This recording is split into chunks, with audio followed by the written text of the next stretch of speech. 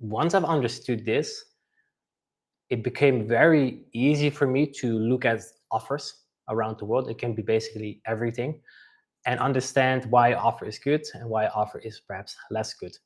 So what this equation tells us is that, like like in the market, there is always talk about value, but I can ask all of y'all in the chat here to give me an example of value, and there will be different answers because it's very subjective. Like what's valuable for me is not valuable for you. But with this equation, we can figure out what value actually means.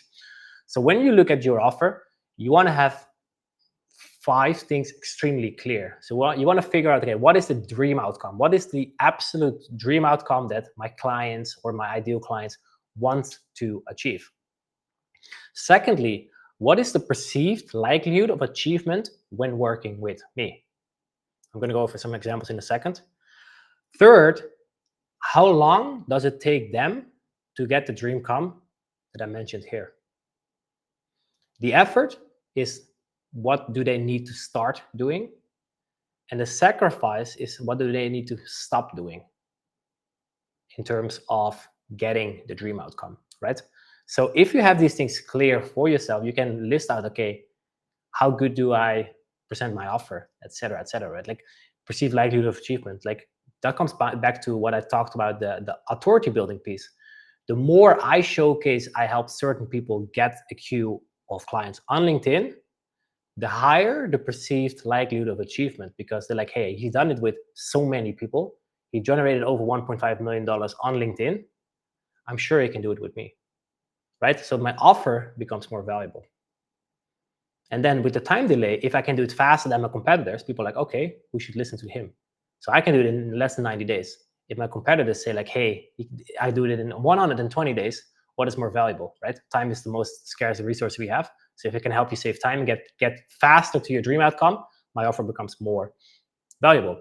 And then effort and sacrifice, like if I can let you do zero work, like if we think back of Tobias' case study in the beginning, where he added $50,000 of new contracts and had a full pipeline, we had a system in place for him that he spent 30 minutes on LinkedIn every day, but he made $50,000 in less than 20 weeks, and he has a full pipeline for the rest of the year. How's that, right? The sacrifice, he didn't really need to stop doing something because he was already posting. He just needed to be better, and that's what we helped him. So by thinking strategically about these things, we lift the value of our offer, and thus we can justify a higher price. So I'm going to give you 4 questions that you can either write down, screenshot, or whatever. But if you want to get some homework, some fun work, do this after the session. Write the answers to this and start improving your offer to raise the value and to justify a price rate. Because the more money you can get per client, the more money you will make, right? Because you can either make more money or you can get less clients. It's up to you. So the first question here is, are you clearly communicating the dream outcome of your offer? It sounds perhaps obvious or straightforward, but this one is crucial, because if you think back of your content, your headline, your profile, everything, like it's all steering, like where are you helping your clients, your ideal clients, get to? Is it to lose 50 pounds? Is it to get financially stable? Is it to get out of debt? Is it to eliminate anxiety? Is it to run paid ads on Meta? Like, what is the dream outcome? Like, what do they want the most?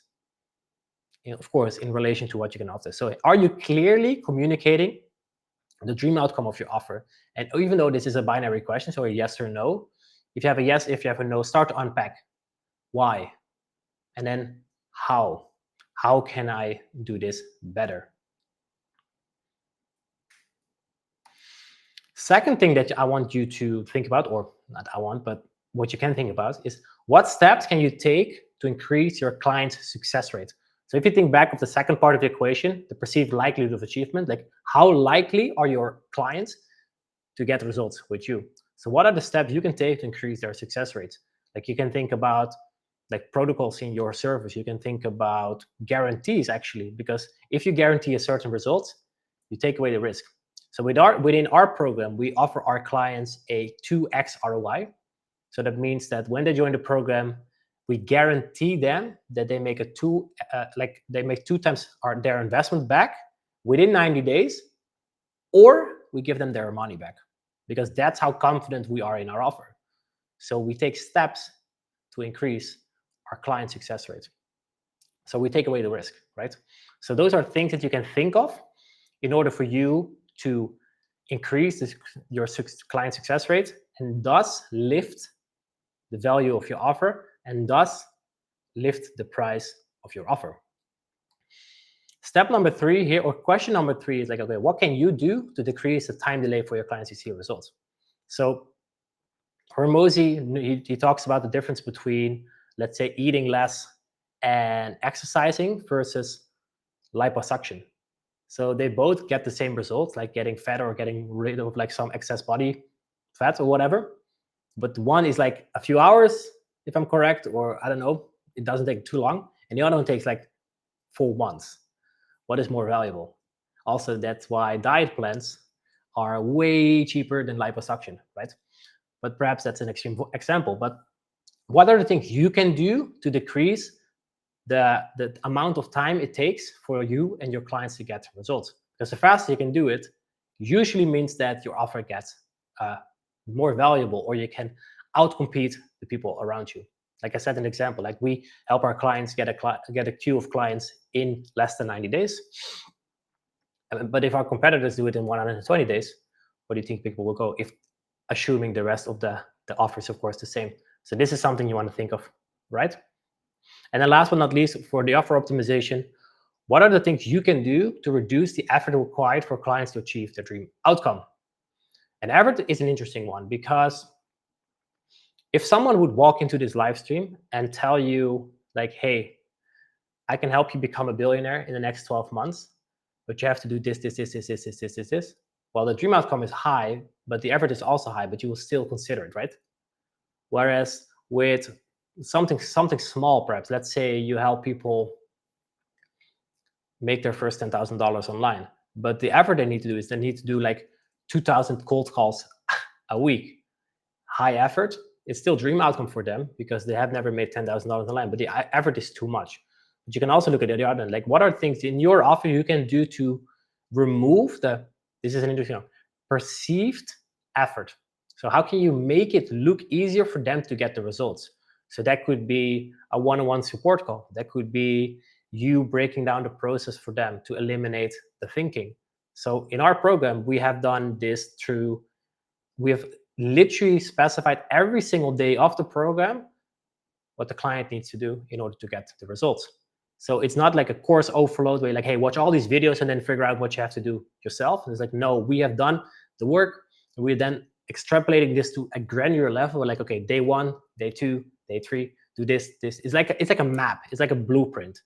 So we reduce the effort thing because we reduce the cognitive load of figuring out, okay, what do I need to do next? And so we increase the likelihood of getting the dream outcome. And thus, we also increase the perceived likelihood of achievement. Again, they all raise the value of the offer. So hopefully this becomes clear. This is a very important element in the business. So the value equation of Hormozi, study it and implement this into your business. The more you get, the better of an understanding you get with this, you will start to see this in all the offers. So you can start analyzing other offers, why they're better, why they're worse, etc., and then implement this into your own business. So huge key for you to get good results from LinkedIn, because it all starts with optimizing your offer. We see this many times. Like someone was doing great content, great outreach, but the offer was not good. We changed the offer and boom. We've seen this many times.